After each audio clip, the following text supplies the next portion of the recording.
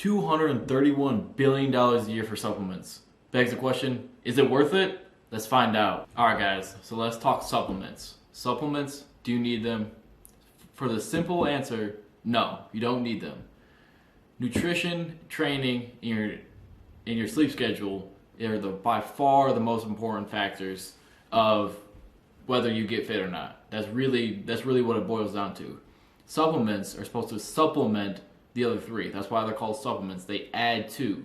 So if you don't have the building blocks for the house, the insulation inside the walls is not going to matter at all. Okay? So let's get into some nutrition. The nutrition for your macros, which are the basic building blocks of all food, you have three of them. You have your protein, fats, and your carbs. Protein should be 10 to 35% of your total diet. Fats should be 20 to 35% of your total diet. And then carbs should be 45 to 65% of your total calories. Yes, carbs should be taking half, if not more than half of your total diet. That's big because your carbs are your biggest, your most important fuel source of your body.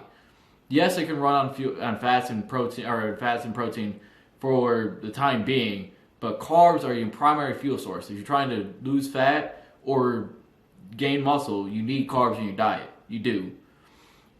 But the biggest thing is that we want to focus on whole foods in the diet. Whole foods such as the rice, potatoes, fruits, vegetables, the whole foods, lean meats, whole foods that are healthy for us, that are less processed. In order to do that, there's a good rule of thumb that I like to use in the grocery store when I'm shopping. It's called the L technique that I used. I don't know where I picked it up from, but it's the L. So the L technique. The L technique is when you first go into the store, first go into the grocery store, you make that big detour right off into the kitty corner, right into the produce section. That's where most stores keep them. That's where I get my vegetables and my fruit right off the bat, right off the rip. Don't even play any games. And then straight from there, I'll go into the back of the store, where they keep the fresh, lean meat. They also keep the other stuff there too, like the 80-20 little tubes of ground beef. Don't get that. Don't get that. That's way too much fat. I like to stick to the lean meat for if I'm getting ground beef. It's going to be 96.4 or 97.3. That's usually the ground beef that I go to. Otherwise, I go for chicken. Chicken tenderloins is actually the best way that I like. It's a lot easier to cook than chicken breast is for me, personally, and I even like to taste better. I know it really doesn't make a difference, but it just tastes different to me for whatever reason. But once I have that, then I'll go into getting my rice and my potatoes and my oats. That's usually what I use for my carbs, just straight up. That's usually my three carb choices of choice. Then I'll get my normal little fatty cakes, my cheat stuff, if you will. But there's a rule of thumb.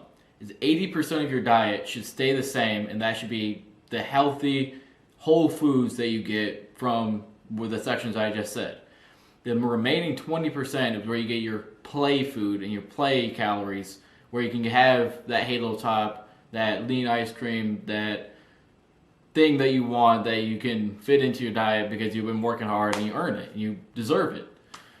But that's really how it is. It's your diet that plays into the biggest training factor in your nutrition, because the whole foods also allow you to get a lot of micronutrients. A lot of people don't realize how much of their micronutrients that they're missing out on in their diet. But that's important. Because a lot of people will try to supplement the micronutrients that they're supposed to be getting from their diet, which is not the way it's supposed to go at all. You want to clean up your diet first and then explore supplements. So some supplements do work, but a lot of them are bullshit. Just straight up. A lot of them are bullshit. Let's go into some scientific research on some of the main, more popular supplements that we can find. Let's get it. Some of the more popular supplements are protein, BCAAs, general vitamin, like a multivitamin, caffeine, anabolic steroids, and creatine. Those are the biggest, most widely used supplements or even like pop fiction, because I know steroids, you're not supposed to be using them. But there's a saying that I learned in my NASM textbook and really holds true. If it works, it's probably banned. If it's still online and you can buy it, it probably doesn't work. That being said, one of the biggest ones that is protein powder. Most athletes and most people who work out use protein powder, but they don't use protein powder in the way that it's supposed to be used. Protein powder, again, is a supplement, and people try to take 3 and 5 and 4 and all these different scoops of protein powder when you don't need that. You should be getting most of your protein from your diet and then add in the protein. No more than 50%, or even lower than that. I would even argue 30 and 40% should be coming from protein powder. It just helps to get enough protein in your diet when you haven't had a lot in the day. Because I know chicken gets old after a while. It does. Trust me. I'm fully tracking. But that being said, protein powder does work and does serve a purpose. So I use it, like I said, but I try to keep most of my protein from my diet, and then add in about 20 to 30% from protein powder just to keep my protein high and keep my muscle. The next one is BCAAs and EAAs. Is branched chain amino acids and essential amino acids. Now, I'm sure you've seen them on the market in all these different flavors and these all nice tasting flavors. But unfortunately, the research really doesn't show them to be effective at all. At all.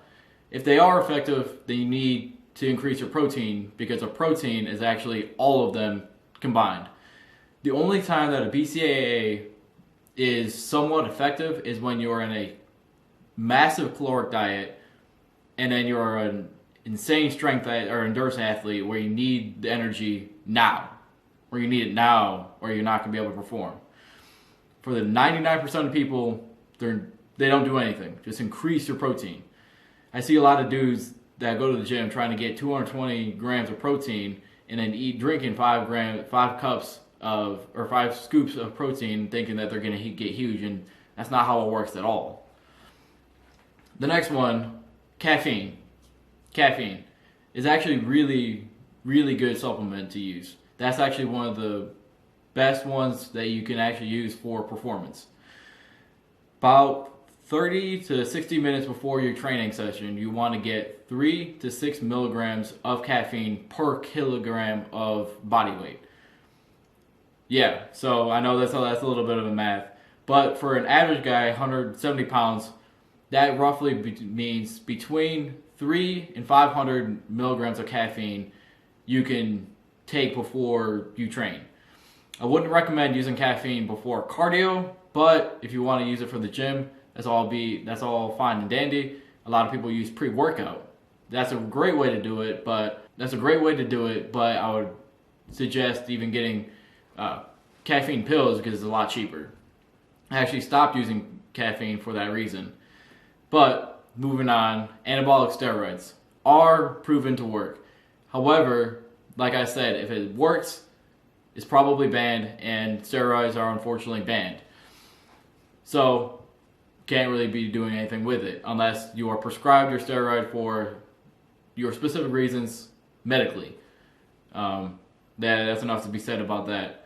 But creatine is also a very widely researched performance enhancer, and it actually does work to an extent. It has been proven to work. It works by adding more energy to the muscle, or more creatine to the muscle, so that the phosphorus can bind in the muscle, but that's more science than you need. All it means is that you can do more reps than you had before. And what the beauty about creatine is that you can also take it without cycling it. With pre-workout and any other supplement, you generally have to cycle, meaning take it for a certain period of time and then not take it for a certain period of time and then do cycles like that. Creatine is different. You don't have to cycle it, which is why it's really good. There's a loading phase and then not a loading phase, depending on which kind of creatine you get. but for the most part, all you need for creatine, if you want to take it, is 3 to 5 grams per day for an average person. For someone that's between 170 to 200 pounds, if you weigh more than 200 pounds, obviously you can take more because you have a bigger mass. But that's just a general overview of some of the more widely known products, and then I'm going to take you through what I use. So stay tuned. Alright guys, so the first one that I use is protein powder. Like I said, I like that brand. I like that brand a lot. They make a good product. It tastes really good, and it mixes really well. Yeah, just it's a normal gold standard protein. Make sure it's a whey protein. If you do buy protein, that's usually the go-to that I've seen on the market, and it works the best. The next one, I take a fish oil to help lubricate the joints, because no one gets enough of this unless you eat a ton of fish. So definitely one that I would recommend. Do take L-glutamine when I train. When I go hit the gym, L-glutamine is an NO2 pump. What that means, what an NO2 pump is that it adds NO2, which is nitric oxide, to the muscle. Meaning you get more blood and more of a pump inside the muscle. I just like the pump. It makes me feel good, and also does help to expand the muscle and stretch it out so that you can build more muscle. But that's enough about that. And then last but not least, for what I have right now is creatine. Make sure it's the HDL kind. There's two different kinds. There are two different kinds. But make sure it's that kind, because that kind you don't have to worry about a loading phase, nor do you have to worry about water bloat. There is a kind of creatine that causes you to retain more water because it retains more creatine. It's just the way it goes. That's the different kind, that's the restructured kind, and you can get both, but I would recommend the HCl. Also, like I said before, the the caffeine. I do use caffeine from time to time.